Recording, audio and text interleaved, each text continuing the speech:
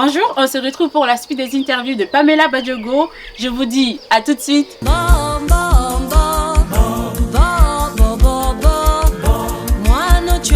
On essaie de se projeter d'ici 10 ans, d'ici 5 ans. Quel serait l'état des lieux selon vous de tout ça? Ce sera positif. L'avantage qu'on a par rapport aux autres luttes, c'est qu'on a Internet.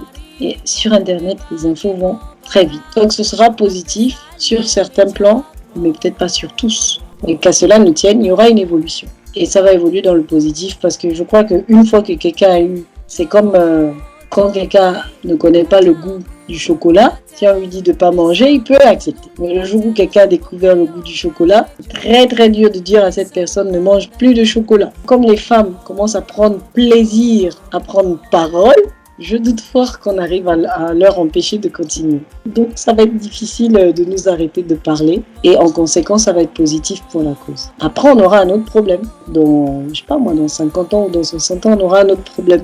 Parce que les femmes auront tellement eu la parole il faudra trouver le moyen d'équilibrer. Ça sera un autre problème. Et ça c'est encore beaucoup plus loin. Mais pour l'instant, ce qu'on veut, c'est déjà qu'on nous respecte pour ce que nous sommes.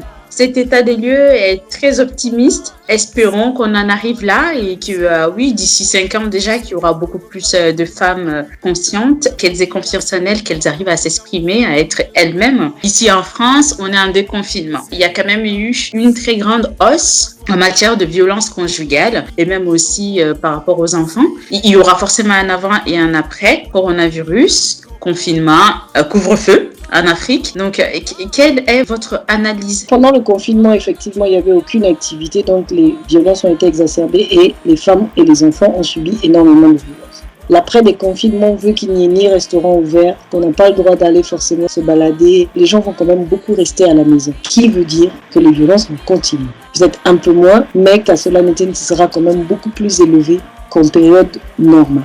Donc, il faut que la vigilance continue d'être mise. Il faut qu'on continue, nous les femmes, d'être vigilantes et que celles qui subissent des violences continuent de parler. On ne peut pas revenir à la normale tant que la vie n'est pas revenue à la normale. Nous sommes dans un déconfinement progressif, ce qui signifie que tout le monde ne sort pas et il n'y a pas de restaurant, il n'y a pas d'endroit pour se distraire. Les violents continuent d'être violents. Il n'y a pas de salle de sport ouverte. On n'a pas le droit d'aller faire du sport. Donc, on continue d'avoir assez d'énergie pour cogner nos femmes quand ça ne va pas dans nos têtes. Je pense qu'il faut continuer à être vigilant et il faut continuer à dénoncer. Bien sûr, je fais toujours la petite, je les mets, pas forcément une comparaison, mais côte à côte. En Afrique, par exemple au Mali, là, le couvre-feu a été levé le 11 ou le 12, en même temps qu'ici. Beaucoup de femmes se sont retrouvées à pleurer, désespérées, à angoisser parce qu'elles vont sûrement plus voir leur mari le soir rentrer à la maison. Ça, c'est aussi un problème que nous, les femmes, on doit apprendre à faire. Tout ça, ça fait partie, pour moi,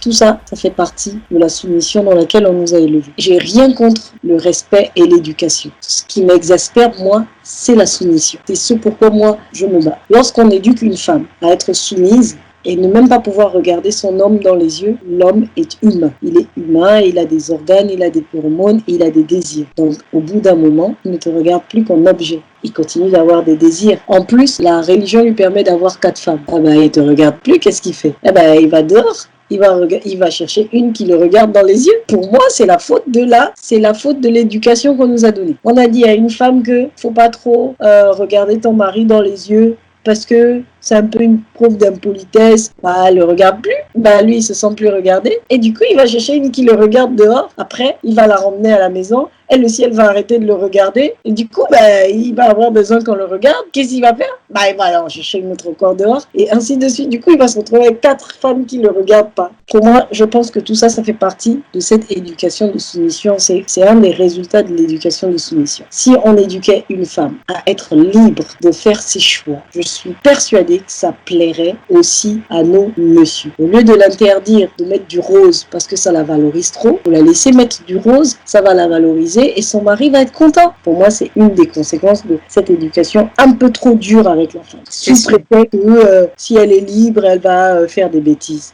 Non, si elle n'est pas libre, elle va être malheureuse. Et elle va faire des bêtises. Et elle va faire des bêtises.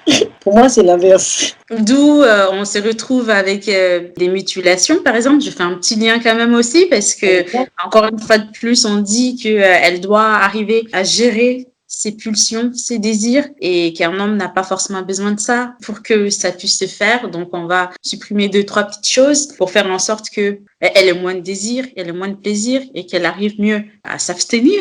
Résultat des courses, on se retrouve avec des femmes qui meurent en couche, qui ne ressentent jamais de plaisir.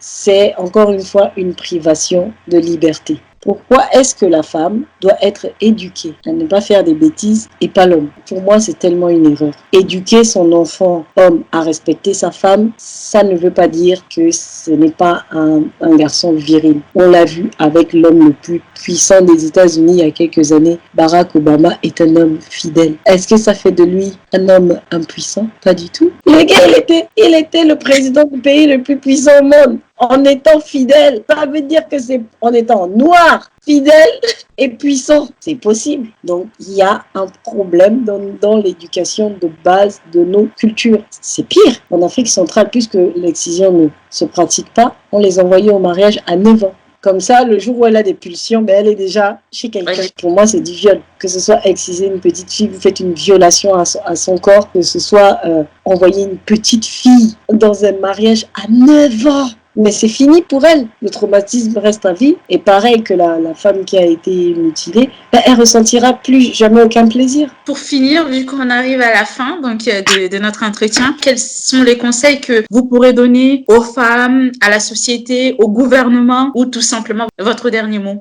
Je peux donner un conseil à toutes ces différentes classes. Gouvernement, moi je demanderais qu'il y ait plus de femmes dans des postes décisifs. Parce qu'on sait tous que quand il y a une femme derrière une activité, ça marche très bien. Il n'y a qu'à voir comment Sir Lee Johnson a dirigé son pays. Ou même en temps de Corona, l'Allemagne est clairement au-dessus de tous les autres pays. Il y a une femme devant. Donc pour les autorités, ce serait bien qu'ils acceptent de dealer un peu avec nous. On ne veut pas tout, donc à nous donner un peu. On va travailler ensemble et on va faire en sorte que les choses arrivent. Pour les jeunes filles, je vais leur conseiller de ne pas faire comme moi. Très longtemps, j'ai eu honte et j'ai eu peur d'être une femme affirmée parce que j'avais peur de ce qu'on disait. Il faut que les jeunes filles n'ayez plus aucune peur d'être ce que vous êtes. Parce que c'est parce que vous êtes ce que vous êtes que vous allez réussir. Vous allez être des leaders de demain. Et aux hommes, chers messieurs, ce n'est pas une question de on veut être plus puissant que vous. Ça ne nous intéresse pas. Les femmes ne sont pas dans ça. Les femmes ne sont pas dans le désir d'être puissant. Ça, c'est un délire d'homme. C'est les hommes qui veulent être puissants. Nous, ce qu'on veut, c'est qu'on nous laisse notre espace pour vivre. C'est tout, hein. L'affaire d'être le roi du monde, le chef du monde, le plus méchant, le plus fort. Non, ça, c'est très masculin. Nous, on a de la finesse, on a une autre manière de résoudre des problèmes. Bon, c'est vrai qu'on crie, mais c'est parce qu'on parle avec l'émotion. Oui, je sais, on va nous dire « Ouais, crie trop !» C'est vrai, on crie. Mais vous aussi, vous criez. Mais nous, on ne tape pas, on ne cogne pas. On crie, c'est vrai. On agit tout de suite sur l'impulsion et après, on se calme et on demande pardon. Donc, franchement, je pense qu'il y a une place pour tout le monde. En termes de liberté, tout le monde peut avoir sa place. Et à vous, Aminata, merci beaucoup de nous avoir donné cet espace. Moi, j'aime bien parler en termes de nous, moi et puis toutes les personnes qui sont dans ma tête. Merci beaucoup. Merci beaucoup à vous surtout d'avoir accepté. Et juste pour la route, j'ai quand même envie de poser la question. Allez, je vous écoute. Quelle était la voix de Pamela Badiogo dans Karaba et Kirikou? J'ai joué spécialement dans Kirikou et Karaba la sorcière parce qu'il y a plusieurs épisodes. Donc l'épisode dans lequel moi j'ai chanté, c'est Kirikou et Karaba la sorcière. Et en fait, j'ai eu la chance d'interpréter sur 4 chansons. Donc parce que il y a plusieurs chansons. Dans la BO, c'est un album de plusieurs chansons. Moi, je chante principalement sur 4 chansons. Et dans ces chansons, j'ai soit eu le rôle de Karaba, soit eu le rôle de la pileuse. Parce qu'il y avait une femme qui pilait, en fait, aussi dans le dessin animé. Donc, des fois, j'ai pu être la femme qui pilait, ou des fois, j'ai juste fait des chœurs. Mais voilà, j'ai été Karaba à un moment. Oh, ça, c'est génial. La femme qui pilait, je crois que c'est la femme forte. Exact, c'est la femme forte. Comme quoi, c'était pas des petits rôles. Mais finalement, ma question, elle avait vraiment sa place parce que j'étais vraiment intriguée. J'avais pas pensé à ça, effectivement. C'est pas des petits rôles. Karaba qui est déjà une femme très féministe, hein, très affirmée, et la femme forte qui est très forte. Pour le coup aussi, dans le village, tous les hommes, tout le monde a peur d'une personne, c'est bien elle. Effectivement. Ça dressait déjà le tableau. Merci beaucoup, Pamela Badiogo. Merci à vous, Aminata. J'espère que vous avez aimé cette série d'interviews de Pamela Badiogo. On se donne rendez-vous dans une prochaine vidéo. D'ici là, restez connectés et surtout n'hésitez pas à liker, partager, commenter. Et on se dit à très bientôt. Period.